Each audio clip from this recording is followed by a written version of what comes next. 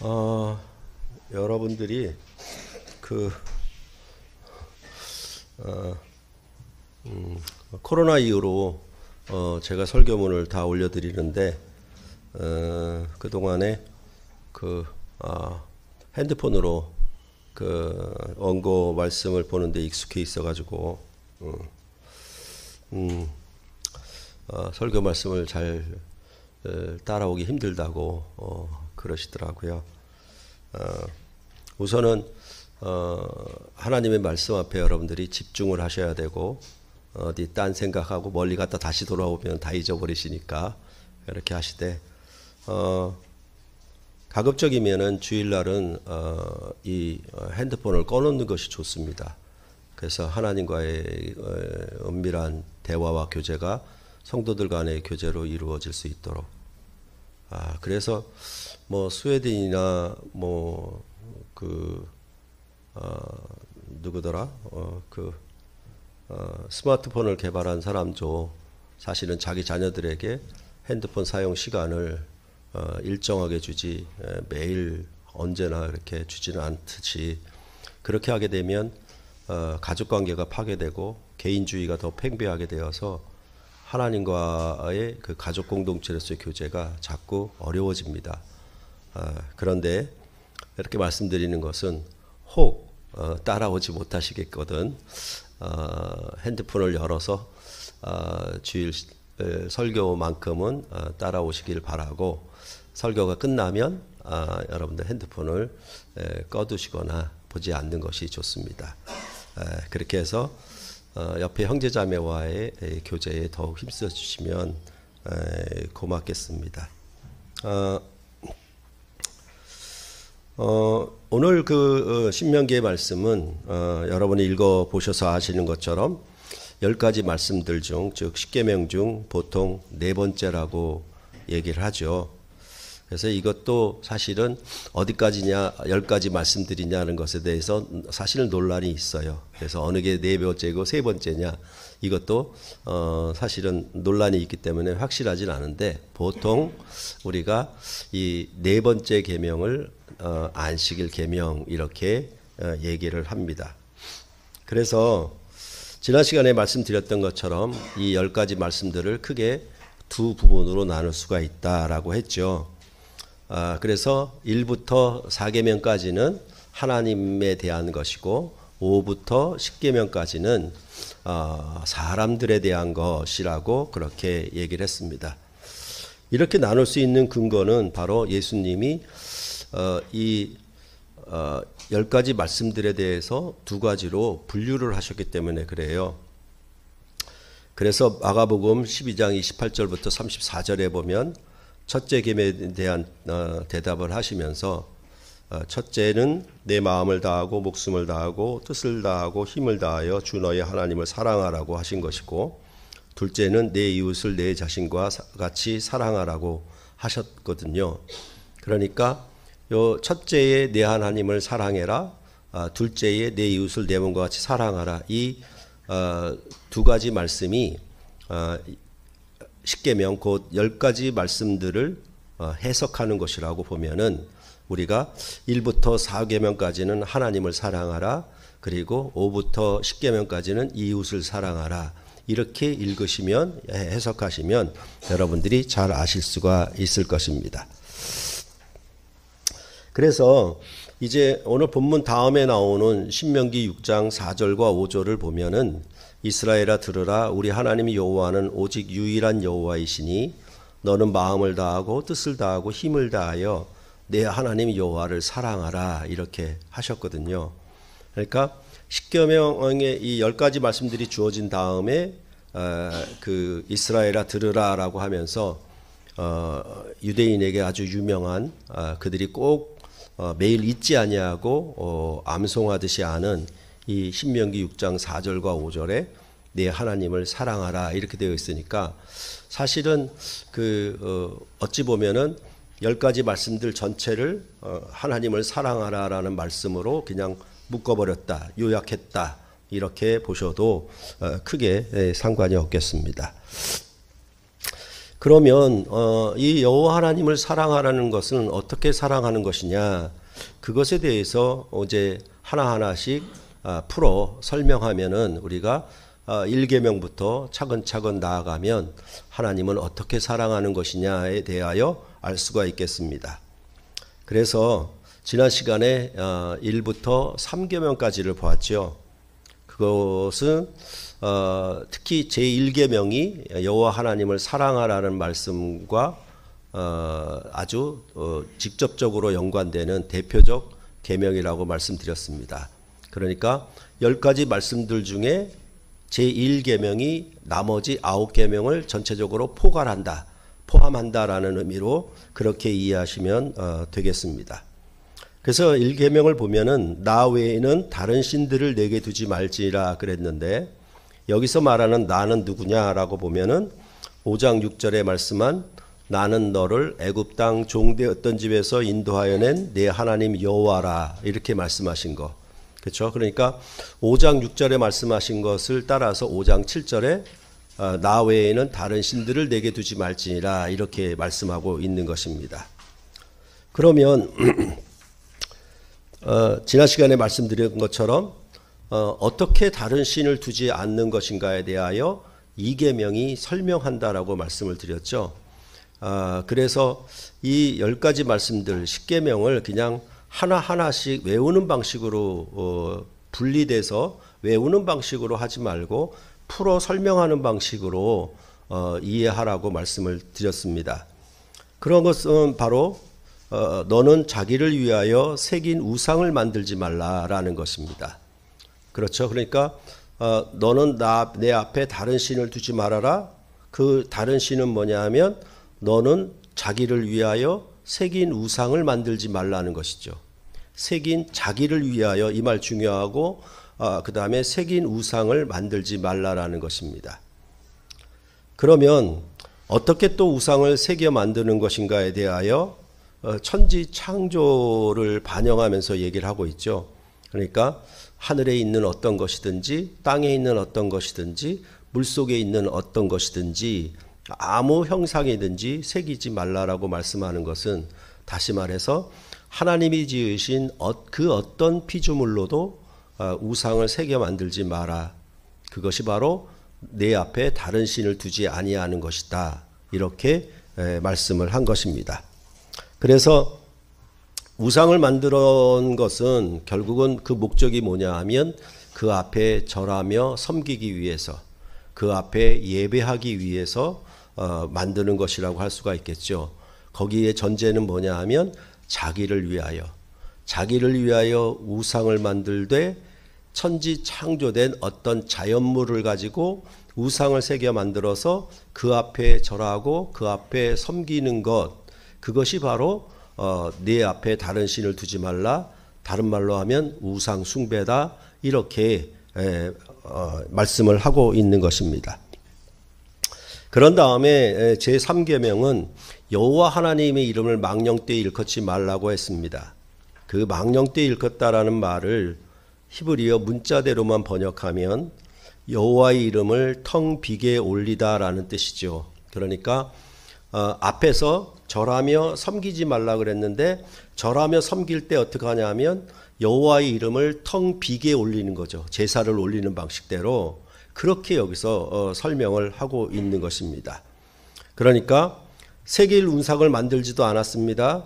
그 앞에 절하거나 섬기지도 않았습니다. 어쩌보면. 그런데 문제는 뭐냐 하면 그 안에 텅 빈 것으로 올려드리는 것이 문제라는 것이죠. 다시 말해서 여호와 하나님을 사랑하는 것이 겉으로는 우상을 만들고 그 형상을 새겨 만들지 않았으니까 눈에 보일지 모르지만은 그 안에 뭐냐면 텅 빈 것으로 올려드리게 되면 그것은 바로 우상을 만드는 것이나 다를 바가 없다라는 의미로 여기서 얘기를 하고 있는 것입니다. 그러니까 이 텅 빈 것으로 드리는 것은 반대급부로 얘기하면 항상 그 신약에서 얘기할 때에는 성령 충만함으로, 아니면 성령과 진리로 예배함, 이렇게 설명할 때 그 언어와 여기가 맞아 들어가는 것이죠. 그러니까 누차 말씀을 드리지만은 항상 무엇을 가르치고 무엇을 전한다 하더라도 거기에 어떤 마음이 실리지 않으면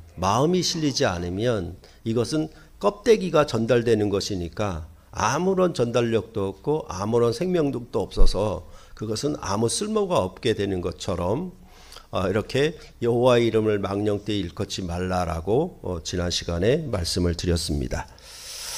그러면 이렇게 1부터 3계명까지가 어떻게 보면 여호와 하나님을 사랑하는 것인데 이것에 대하여 구체적으로 나타나게 눈으로 드러나 보이는 하나님을 사랑하는 게 뭐냐면 바로 제4계명이에요. 바로 이 날에 하나님을 예배하기 때문에. 그러니까 이어지는 것이죠. 결국은 그렇죠. 그래서 이 제4계명에서 안식일 규례를 말을 하고 있는 것입니다. 그러니까 다른 신을 두지 말아라, 우상을 새겨 만들지 말아라, 이름을 망령 때 일컫지 말아라 라고 하는 구체적인 실제로 드러나는 것. 그러니까 내 하나님을 사랑하라라고 하는 그 사랑함이 드러나는 방식, 그것이 안식일 규례에 있다라고 이 10가지 말씀들 중에 제4계명은 말하고 있는 것입니다. 그래서 출애굽기 31장 16절과 17절을 한번 보시겠습니다. 출애굽기 31장 16절과 17절.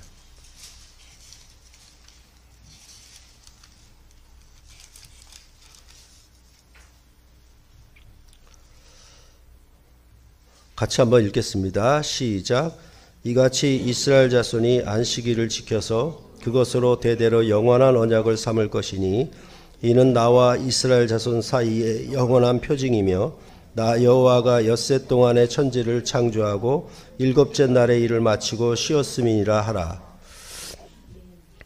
그러니까 여기서 말하는 안식일 규례는 어떤 뜻이 강조점이냐면 표징이에요. 일종의 사인이죠. 그래서 제가 이 부분을 강론하면서 말씀드릴 때에 여호와 하나님과 이스라엘 백성이 언약을 맺었다는 것을 나타내는 것. 이스라엘은 여호와 하나님의 백성이구나, 여호와 하나님과 혼인한 백성이구나 라는 것을 드러내는 그 사인이 뭐냐 하면 안식일이라고 말을 하고 있는 거예요.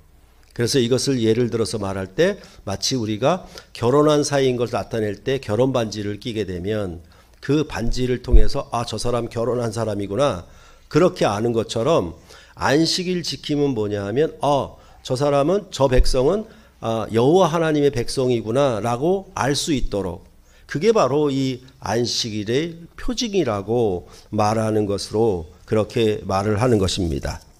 그러니까 이것도 우리가 사는 가운데 만약 남편이 결혼기념일을 뭐 까먹었다, 뭐 매번 까먹는 사람이 많이 있지만은 그래도 결혼기념일을 까먹었다 그러면은 아내는 섭섭하고 서운하고 그렇죠. 그러니까 그 결혼 기념일이 뭐냐 하면 둘 사이에 언약을 맺은 날이잖아요. 맺은 날을 기억해야 되거든요. 사실은 그 기억해야 되는데 기억하지 못하고 그냥 지나가 버리면 매우 섭섭하고 이 사람이 나를 어떻게 보는가 이런 생각이 드는 건 당연하잖아요. 그러니까 그런 의미로 이 안식일도 그런 뜻을 갖고 있다는 것을 여러분들이 좀 이해하시면 좋겠습니다. 그러니까 이스라엘은 이 안식일을 지킴으로 창조주 하나님과 언약관계임을 드러내는 것입니다. 그 당시에 다른 이방인들과 다르게 이스라엘 백성은 거룩한 하나님의 백성이거든요. 그러니까 하나님께 속한 백성임을 드러내는 표지가 뭐냐? 그것은 안식일 지킴에 있다라고 출애굽기는 우리에게 말하여 준 것입니다. 그러면 왜 이 안식일을 지키라고 하는가? 그거에 대해서 다시 출애굽기 31장 14절에 이렇게 말합니다. 너희는 안식일을 지킬지니 이는 너희에게 거룩한 날이 됨이니라. 그 날을 더럽히는 자는 모두 죽일지며 그 날에 일하는 자는 모두 그 백성 중에서 그 생명이 끊어지리라. 그러니까 안식일을 지키는데 어떻게 하냐면 거룩한 날이 되도록 지키라는 거예요. 그리고 그 거룩하게 지키지 않은 자는 다 죽일 것이다. 생명이 끊어지리라라고 그렇게 반복하고 있는 겁니다. 그럴 때에 그러면 이 안식일에 거룩하게 지키는 것은 그날에 아무 일도 하지 말고 이렇게 말하는 것은 그냥 마냥 쉬기만 하면 그 날이 거룩하게 되는 것인가? 그것에 대해서 또 출애굽기 31장 15절에 이렇게 말합니다. 엿새 동안은 일할 것이나 일곱째 날은 큰 안식일이니 여호와께 거룩한 것이라. 그러니까 안식일이 거룩하게 되는 것은 뭐냐 하면 이게 구별되는 거잖아요. 그러니까 앞에 6일과 일곱째 날이 구별되게 지키는 거예요. 그러면 1일부터 6일까지는 힘써 일하는 날이죠. 그 대신에 일곱째 날은 쉬는 날이 아무 일도 하지 않는 날이에요. 그러니까 구별되는 거죠. 그렇죠? 그래서 거룩한 날이라고 말을 하고 있는 거예요. 이 날을 거룩하게 지켜라. 어떻게 거룩하게 만드는가? 1일부터 6일까지는 힘써 일해라. 그리고 일곱째 날에는 아무 일도 하지 말고 쉬라. 그러니까 1일부터 6일까지 사는 거하고 7일째, 일곱째 날을 사는 게 달라졌잖아요. 그러니까 거룩한 날이 되는 거예요. 이렇게 지키라고 말씀을 하고 있는 것입니다. 그거에 대해서 왜 그러면 엿새 동안 힘써 일하고 일곱째 날은 쉬어야 하는가에 대하여 출애굽기는 이렇게 말합니다. 뭐라고 말하냐면 엿새 동안에 하나님이 천지를 창조하셨고 일곱째 날에 쉬었다. 그러니까 너희도 엿새 동안 힘써 일하고 일곱째 날에 쉬어라. 이렇게 되는 거예요. 다시 말해서 뭐냐 하면 창조주 하나님이 일하고 쉬는 그 방식 그대로 너희도 그렇게 살아라 라는 의미가 이 안식일을 지킴에 있다라는 것입니다. 그렇다라고 하면 사실은 안식일이라고 하는 건 단순히 아무 일도 하지 않음, 여기에 즉 쉼의 목표가 있지는 않는 거예요. 뭐냐 하면 하나님이 천지를 다 창조하시고 다 마치시고 다 이루셨으니까 그 창조하심의 완성에 대하여 이 일곱째 날이 그것을 기뻐하고 즐거워하는 날이에요. 그러니까 원초적인 목적은 가만히 움직이지 않고 아무 일도 하지 말고 쉬라는 의미는 그냥 입도 뻥끗하지 말아라 그런 말이 아니고 그 하나님의 창조를 기뻐하고 즐거워하여 그 창조를 다 이루신 일에 참여해라. 이런 뜻으로 쉬라고 말씀을 한 것입니다. 그래서 제가 자주 그 얘기를 했죠. 클라인이라고 하는 신학자는 창조주의 안식은 그의 완성된 건축 작품을 즐기고 그것으로부터 만족을 취하는 것. 그러니까 이렇게 만물을 지으심에 대하여 사람이 그 작품을 함께 즐거워하고 만족하는 것이 바로 어떤 방식이냐? 엿새 동안은 힘써 일하나 일곱째 날은 쉬라. 그 말은 뭐냐 하면 이 천지 창조를 다 이루신 것에 대하여 만족하고 기뻐하고 즐거워함에 참여해라 라는 의미로 얘기를 하고 있는 것입니다. 이것은 또한 잠언 8장 30절과 31절에도 그 지혜라고 의인화시켜서 말을 하는데 그 내가 지혜인 내가 그 곁에 있어 창조자의 기쁨과 즐거움이 되었다라고 말을 하고 있는 것입니다. 그러니까 나 지혜는 창조자의 옆에 있어서 기쁨과 즐거움이 되었다라고 말을 하고 있는 것이죠. 그러니까 창조자의 기쁨과 즐거움에 나 지혜자는 함께 동행했다, 동참했다라는 의미로 이 잠언은 얘기를 하고 있는 것입니다. 그렇기 때문에 이 안식일의 가장 중요한 목표는 뭐냐 하면 창조주가 하신 일에 기뻐하여 그 일에 동참함으로 즐거워하는 것. 이렇게 그래서 그것을 쉼으로 나타내는 거예요. 6일 동안은 힘써 일하는데 왜 쉬느냐? 이것은 그 창조주의 기쁨을 즐거워하고 기뻐하는 날이기 때문에 사실은 뭐냐면 창조의 축제일이 될 수가 있죠. 창조를 완성한 날이 되니까 그 창조를 완성함을 기뻐하는 날이 바로 이 안식일에 있다라고 그렇게 성경은 말한 것입니다. 그런데 이 4계명을 지키는 이유에 대해서 이런 출애굽기와 신명기는 다르게 좀 얘기를 합니다. 오늘 본문 신명기 5장 12절을 보면은 내 하나님 여호와가 내게 명령한 대로 안식일을 지켜 거룩하게 하라 이렇게 말씀했습니다. 그런데 출애굽기 20장 8절에는 그냥 안식일을 기억하여 거룩하게 지키라고 했습니다. 뭐가 달라졌냐면 신명기는 여호와가 내게 명령한 대로 이렇게가 들어가 있어요. 이것은 지난 시간에 말씀을 드렸습니다. 왜냐하면 가데스 바네아에서 여호와의 명령을 거역한 역사적 배경이 있기 때문에 유독 이 신명기 10가지 말씀들은 여호와가 명령한 것을 대하여 매우 강조하고 있다라고 여러분께 말씀을 드렸습니다. 그리고 그 안식일 지킴에 대해서도 차이가 있어요. 출애굽기는 앞서 말씀드린 것처럼 일곱째 날에 아무 일도 하지 말라고 하는 것을 근거로 여호와 하나님이 하늘과 땅과 바다와 그 가운데 모든 것을 만들고 쉬었기 때문이라고 말했습니다. 그런데 신명기는 그 창조와 더불어 5장 15절의 말씀이 출애굽기와 다르게 더 부과되어 있어요. 이 5장 15절의 말씀을 보면 너는 기억하라 내가 애굽 땅에서 종이 되었더니 내 하나님이 여호와가 강한 손과 편팔로 거기서 너를 인도하여 내었나니 그러므로 내 하나님 여호와가 내게 명령하여 안식일을 지키라 하느니라 라고 말씀을 하고 있는 것입니다. 그러니까 이 출애굽기의 안식일은 내가 창조한 일을 기억해서 지켜라 라고 되어 있는데 신명기의 안식일은 창조와 더불어 너희를 애굽에서 이끌어낸 것과 함께 안식일을 지키라라고 말을 하고 있는 것입니다. 그러니까 이 신명기의 안식일은 무엇을 생각을 해야 되냐면 창조를 다 이루신 일과 또한 이스라엘 백성을 애굽에서 끌어내신 일 이것을 함께 기뻐하고 즐거워하고 거기에 참여하라는 뜻으로 지금 이 신명기의 안식일 계명은 그렇게 주어지고 있는 거예요.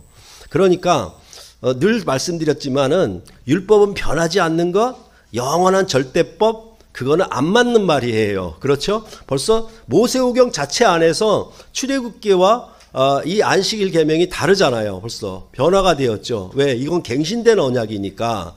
그런 의미로 생각하면 아주 그 교리적 전제가 아주 우스운 얘기가 돼버리는 거죠. 여하튼 그러면 이 안식일 지킴에 대해서 출애굽기와 신명기가 공통적으로 말하는 거는 있어요. 어떻게 지키느냐에 대해 뭐라고 그러냐면 너나 내 아들이나 내 딸이나 내 남종이나 내 여종이나 내 소나 내 낙이나 내 모든 가축이나 내 문 안에 유하는 객이라도 아무 일도 하지 못하게 하고 내 남종이나 내 여종에게 너같이 안식하게 할지니라 라고 말씀하고 있습니다. 그러니까 이건 나의 안식이 아니라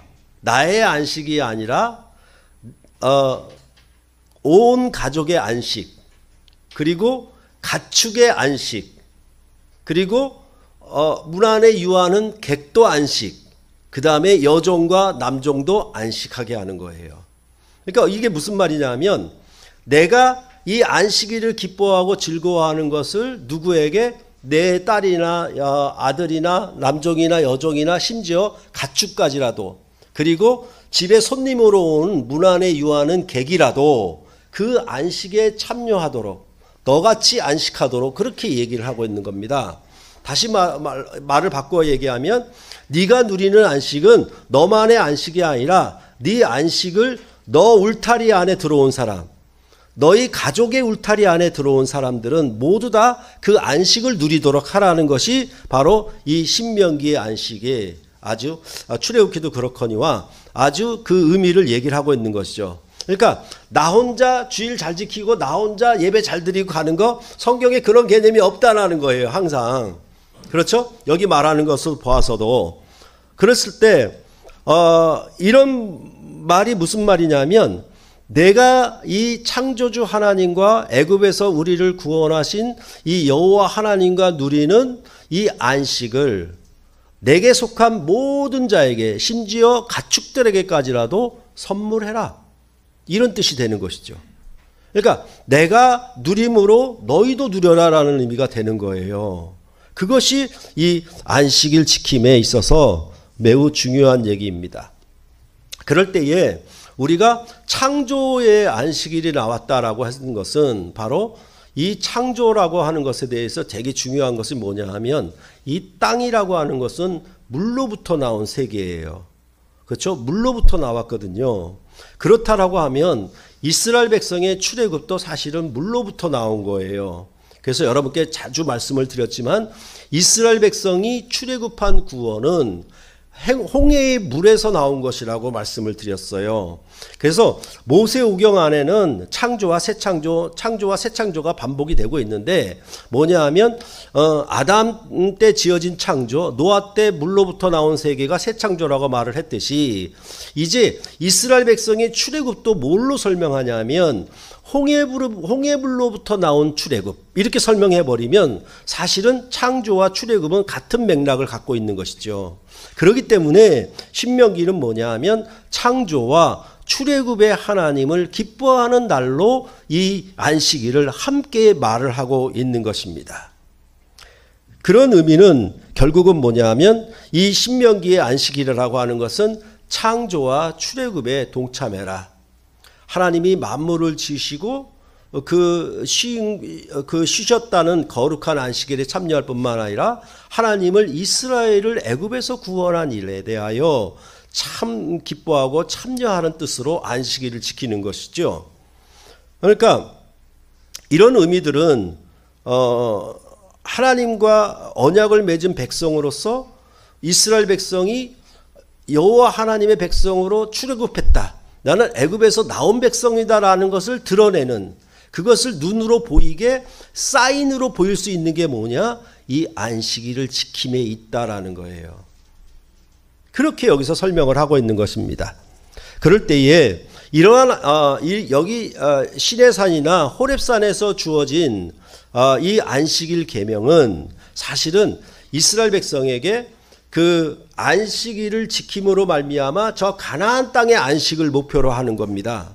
그러니까 시내산에서 이 율법이 주어지게 되면 그들은 그 율법 안에서 안식일 지킴을 반복하지요. 반복함을 통해서 뭘 목표로 하냐면 가나안 땅의 안식을 목표로 하는 겁니다. 그것이 그들의 안식의 어떤 의미로 완성이라고 할 수가 있겠죠. 그래서 이 일곱째 날에 그들은 이 안식일을 반복함을 통하여 무엇을 바라보고 있냐면 가나안 땅에 완성된 안식을 바라보고 있는 거예요. 그것은 바로 이제 여호수아로 말미암아 가나안 땅 정복이 시작됐고 그 가나안 땅 정복의 완성은 다윗 왕에 있기 때문에 여호수아와 다윗 왕을 통해서 가나안 땅의 안식을 누리는 것, 그것이 그들의 이 안식일 지킴의 목표가 있었던 것입니다. 그런데 이것을 신약에 오면은 이렇게 얘기를 해요. 여호수아가 주었던 안식은 온전한 안식이 아니었다라고 말을 하고 있습니다. 그래서 히브리서 4장 8절로부터 11절에 보면 만일 여호수아가 안식을 주었더라면 그 후에 다른 날을 말씀하시지 아니하셨으리라. 그런즉 안식할 때가 하나님의 백성에게 남아있도다. 이미 그의 안식에 들어간 자는 하나님이 자기의 일을 쉬심과 같이 그도 자기의 일을 쉬느니라. 그러므로 우리는 저 안식에 들어가기를 힘쓸지니 이는 누구든지 저 순종하지 아니하는 본에 빠지지 않게 하려 함이라 라고 말씀을 하고 있습니다. 다시 말해서 이제 이스라엘 백성에게 주었던 안식은 온전한 안식이 아니다. 앞으로 또 안식할 날이 남아있고 안식할 때가 남아있다. 그러니까 그 안식에 들어가기 위하여 오늘도 힘써야 된다라고 히브리서는 그렇게 말을 하고 있는 것입니다. 여러분이 아시는 것처럼 구약의 여호수아와 다윗의 가나안 정복으로 주었던 이스라엘 백성의 안식은 결국 이스라엘이 그 안식일을 더럽힘으로 말미암아 멸망하고 말았습니다. 그래서 에스겔서 20장 23절과 24절에 또 내가 내 손을 광야에서 그들에게 맹세하기를 내가 그들을 이방인 중에 흩으며 여러 민족 가운데에 해치리라 하였나니 이는 그들이 나의 규례를 행하지 아니하며 나의 율례를 멸시하며 내 안식일을 더럽히고 눈으로 그들의 조상들의 우상들을 사모함이며 라고 말씀을 하고 있습니다. 그러니까 이스라엘의 패망의 원인이 뭐냐라고 얘기했을 때 내 안식일을 더럽힌 것이고 그것은 우상 숭배다라고 그렇게 여기서 말을 하고, 그러므로 말미암아 내가 이방인 중에 너희를 흩어버릴 것이라고, 바벨론 땅에 팔아버릴 것이라고 그렇게 이 에스겔서는 얘기를 하고 있는 것입니다. 그래서 이러한 안식일을 더럽히고 우상을 섬김으로 말미암아 범죄한 이스라엘 백성에게 대하여 그것은 이미 신명기의 언약에 나와 있었어요. 바벨론 땅에 흩어버리라고 하는 약속은, 그것은 신명기 28장 56절과 64절에 보면은 네가 만일 이 책에 기록한 이 율법의 모든 말씀을 지켜 행하지 아니하고 내 하나님 여호와라 하는 영화롭고 두려운 이름을 경외하지 아니하면 여호와께서 너를 이 땅 이 끝에서 저 끝까지 만민 중에 흩으시리니 내가 그곳에서 너와 내 조상들이 알지 못하던 목석 우상을 섬길지니라 라고 말씀하고 있습니다. 그러니까 이 책에 기록한 율법의 모든 말씀을 지키지 아니하면 내가 너희를 그 형벌에 대하여 이방 땅에 흩어버리겠다. 그래서 그곳에서 목석, 나무나 돌로 만든 우상을 섬기게끔 하겠다라고 그렇게 신명기에서 이미 언약 가운데 주어진 거예요. 그것이 에스겔서 말하는 것처럼 안식일을 더럽히고 우상 숭배를 함으로 말미암아 너희가 이방 중에 흩어버릴 것이다. 이렇게 그 형벌을 얘기했던 것입니다. 그러면 우리가 그 언약 역사에서 보듯이 이게 끝이냐? 그것이 아니라 하나님은 이러한 이스라엘 백성의 패역에도 불구하고 선지자들을 통해서 새 출애굽을 통한 새 안식의 나라를 예언하고 약속하셨던 것입니다. 이 예언의 성취로 때가 참에 하나님의 아들이 오셔서 십자가에 죽고 부활하심으로 새 나라를 일으키셨다. 하늘에 속한 천국을 세웠다. 이렇게 복음서는 말하고 있는 것입니다. 바로 이 날이 무슨 날이냐라고 하면은 안식 후 첫날이라고, 예수님께서 부활하신 날을, 이것을 모든 복음서는 동일하게 얘기를 하고 있는 것이죠. 그러면 우리는 예수가 죽음에서 일어났다, 죽음에서 다시 사셨다라고 얘기를 하지만 성경은 무슨 얘기를 하고 있냐면 죽으심과 부활을 새 창조의 날이다라고 말씀을 하고 있는 거예요. 거기에 또 하나 플러스 되는 의미가 뭐냐 하면 애굽에서 이스라엘 백성을 인도하여 낸 것이 아니라 죄와 사망의 권세로부터 인도하여 낸 날이 예수의 부활의 날이에요. 우리가 예수의 죽으심과 부활을 믿는다라고 하는 것은 어떤 의미가 있냐면 이제 새 창조의 날이라는 것, 그 다음에 죽음과 죄에서 구원받은, 죄와 죽음의 권세에서 우리를 인도하여 낸 그 하나님을 나타내고 증거하는 날이라고 그렇게 이 안식 후 첫날을 통해서 말을 하고 있는 것입니다. 그러니까 이 예수님의 죽고 부활하신 날은 뭐가 플러스가 되고 있었냐면 신명기가 창조와 출애굽이 포함되어서 안식일을 지키라 했잖아요. 그런데 이제 신약 백성은 뭐냐면 새 창조와 새 출애굽의 날을 지키는 거예요. 그게 안식 후 첫날이고 주의 날 주일이라고 그렇게 성경은 말씀을 하고 있는 것입니다. 그러니까 이런 의미들은 성경 해석이 안 되니까 자꾸 어떻게 하냐면 안식일 계명을 주일 계명에다 가져다 써요.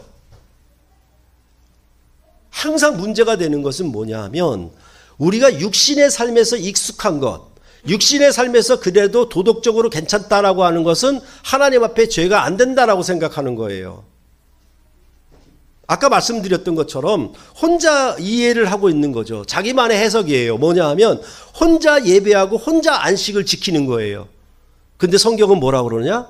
내 아들이나 딸이나 내 가족 전체와 내 남종이나 여종이나 심지어 네 가축까지라도 네 문 안에 들어온 울타리에 들어온 객이라도 이 안식일을 섬기도록 안식을 누리도록 선물하라고 한 것에 대해 개념이 없는 거예요. 왜? 개인 구원만 얘기를 했으니까.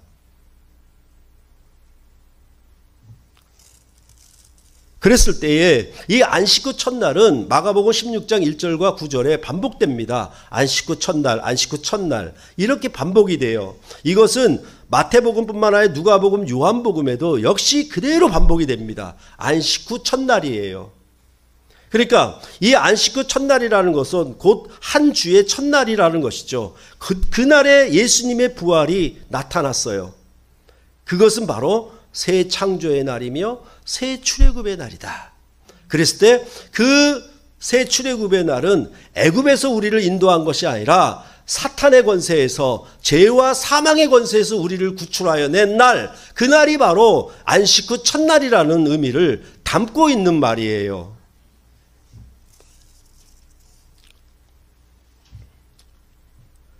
그래서 앞서 말씀드렸던 것처럼 10가지 말씀들 중에 제4계명은 1일부터 6째 날까지와 7째 날이 구별이 되어 있죠. 두 개로 분리되어 있잖아요. 항상 구약의 세계는 이분법이라고 말씀을 드렸죠. 이처럼 안식일 지킴에 있어서도 6날과 7째 날을 구분해 놓았어요. 그래서 이 7째 날이 거룩하라고 한 거예요. 그런데 새로운 안식일, 새 출애굽의 새 창조의 안식일은 이게 없어져 버려요. 어떻게 되냐면 날마다가 돼버리는 거예요.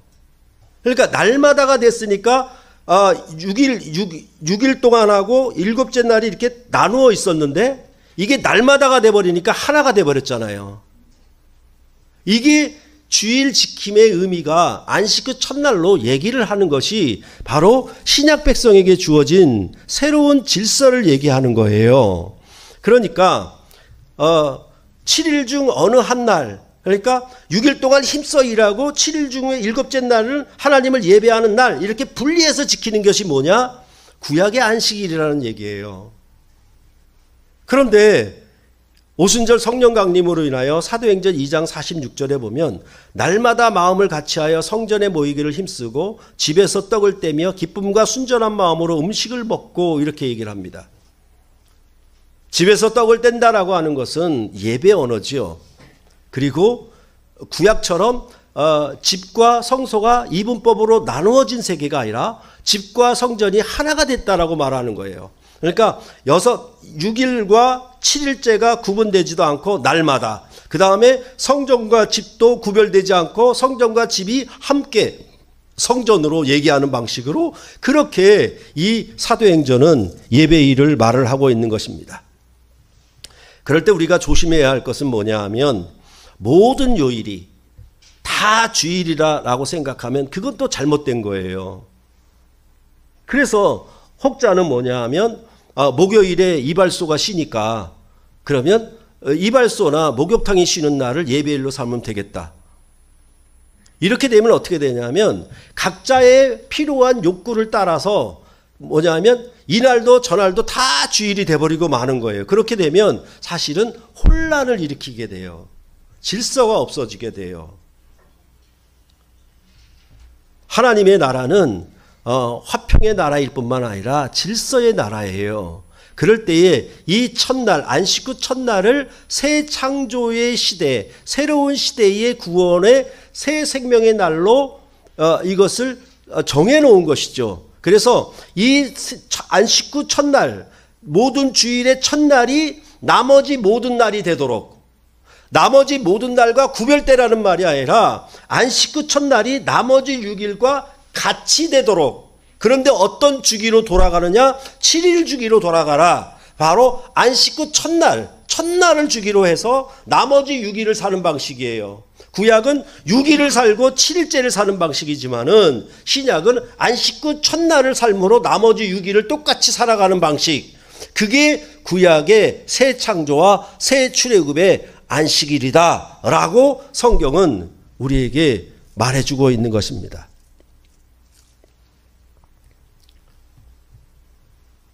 그러니까 신약 백성은 안식 후 첫날을 지킴으로 나머지 6일 모두가 주의 날이 되도록 그렇게 예배하고 사는 날임을 말씀을 하고 있는 것입니다. 그랬을 때 이 신약 백성은 그러므로 더 이상 날과 날의 시간적인 구별을 하지를 않죠. 어떻게 봐서는 예루살렘 성전과 그 외의 장소를 거룩하고 거룩하지 않은 장소로 구별하지도 않습니다.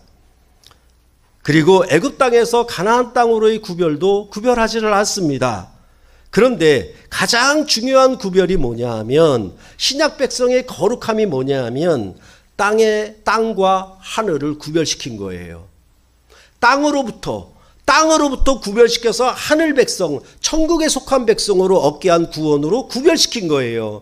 신약 백성의 거룩은 애굽 땅에서 가나안 땅으로 구별되는 거룩이 아니고 이제 땅에서 하늘로 구별시키는 구원으로 그렇게 성경은 말씀을 하고 있는 것입니다.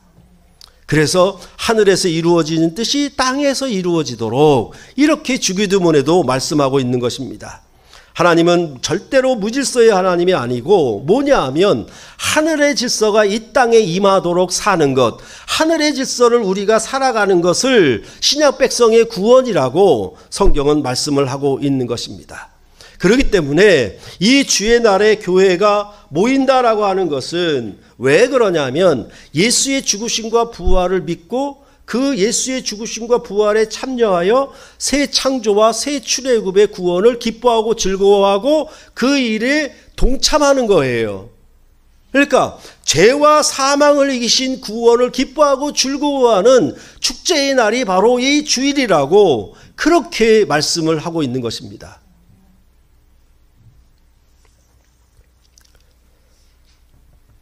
그랬을 때에 오순절에 성령이 임한 예루살렘 공동체는 죄와 죽음을 이긴 새 출애굽의 안식을 모인 백성들에게 베푸는 자들이죠. 그러니까 날마다 집과 성전에서 하나님을 찬미하며 떡을 떼죠. 그 다음에 뭐합니까? 가난한 형제와 자매들을 구제하는 백성으로 행하는 것이죠. 그거는 뭐냐 하면 이제 쉬라라고 하는 것이 아니라 날마다 그들을 구제함으로 말미암아 그들을 어떻게 죄와 죽음을 이긴 부활의 생명으로 구원하는 일에 내가 돕는 거예요. 그렇게 설명을 하는 겁니다. 그러니까 단순히 내가 하나님을 예배하니까 신을 예배하니까 뭔가 연보를 바쳐야 되겠다, 예물을 바쳐야 되겠다는 뜻이 아니라 성경은 뭐라고 얘기하냐면 우리가 연보하는 행위가 무엇이냐? 저 생명을, 저 자를 죄와 사망에서 건지도록 마치 우리 집에서 내 가족과 내 가축과 내 문 안에 유하는 객이 여호와의 안식에 참여할 수 있도록 하는 것처럼 내가 얻은 이 부활의 생명과 영원한 생명의 나라를 그 생명과 고제를 형제와 자매들에게 베풀고 선물하는 것이 바로 이 신약의 주일이라고 그렇게 여기서 말씀을 하고 있는 것입니다. 그렇기 때문에 오순절에 성령이 임한 예루살렘 공동체는 죄와 죽음을 이긴 새 출애굽의 안식을 모인 백성들에게 베푸는 자들입니다. 새 창조와 새 출애굽에 참여하는 공동체이며 이런 모습이 곧 새 이스라엘인 교회의 출생이라고 그렇게 사도행전은 말을 하고 있는 것입니다. 그랬을 때에 이 구약의 안식일이라고 하는 것은 항상 뭐냐 하면 유월절이 시작이거든요. 유월절이 안식일을 통해서 유월절, 칠칠절, 장막절이 다 안식일 규례로 돌아가는 절기거든요. 그러니까 안식일이 기본이에요.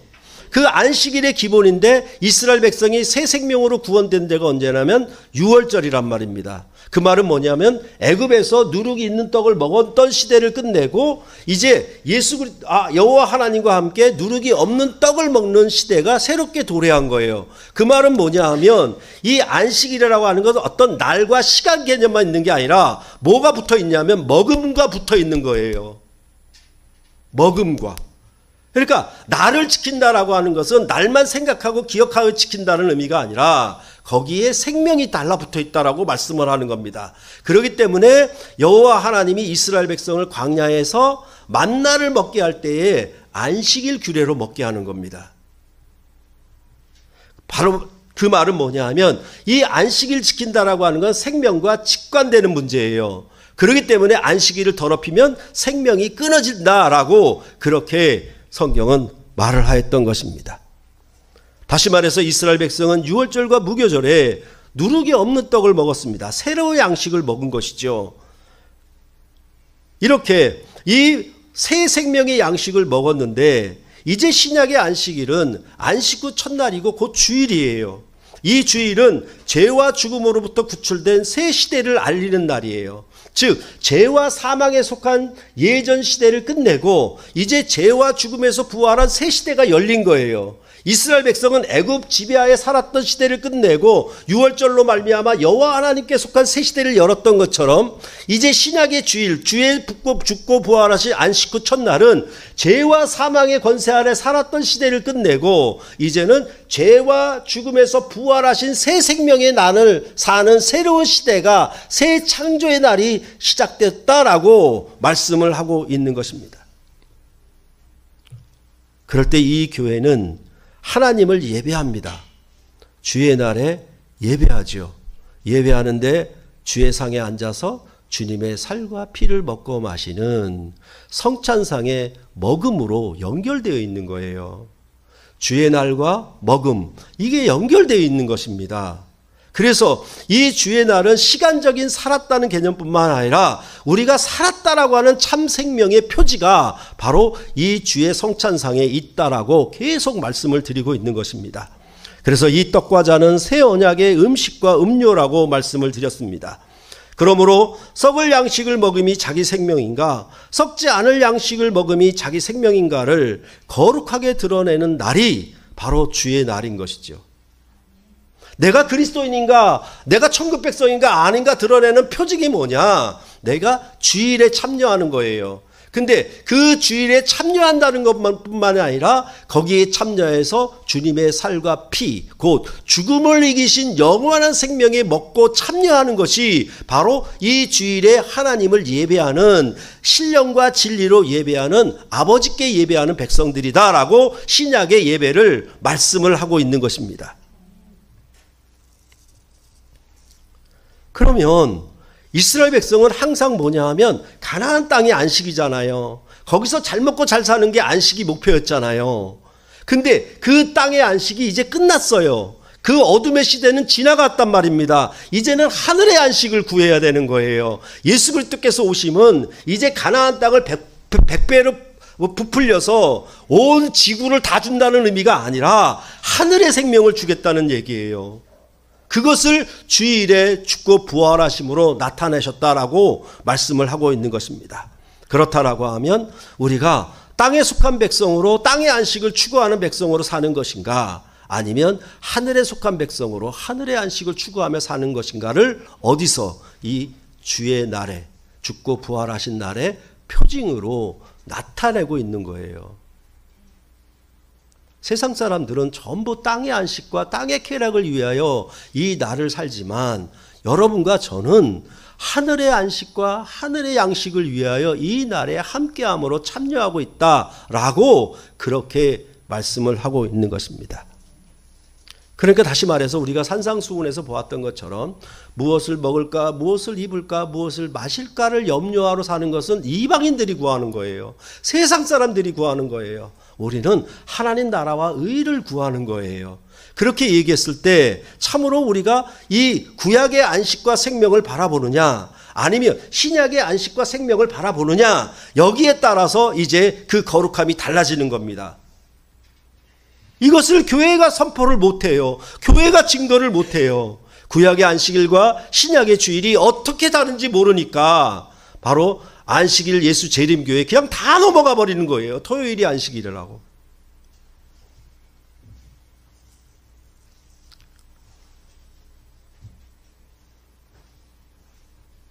그러할 때에 참으로 우리가 이 날에 어떻게 보면은 거룩하게 좀 냉랭하게 앉아 있을지 모르지만은 실제로는 뭐냐 하면 새 창조의 날, 그리고 우리를 죄와 사망에서 구원하신 축제로 그 기쁨과 즐거움으로 마치 새 창조자 옆에 있는 지혜자로서의 만족과 기쁨을 이 날에 우리가 누리는 거예요. 그리고 이것을 누구에게? 내 가족에게, 내 친척에게, 내 이웃에게 선물하는 거예요.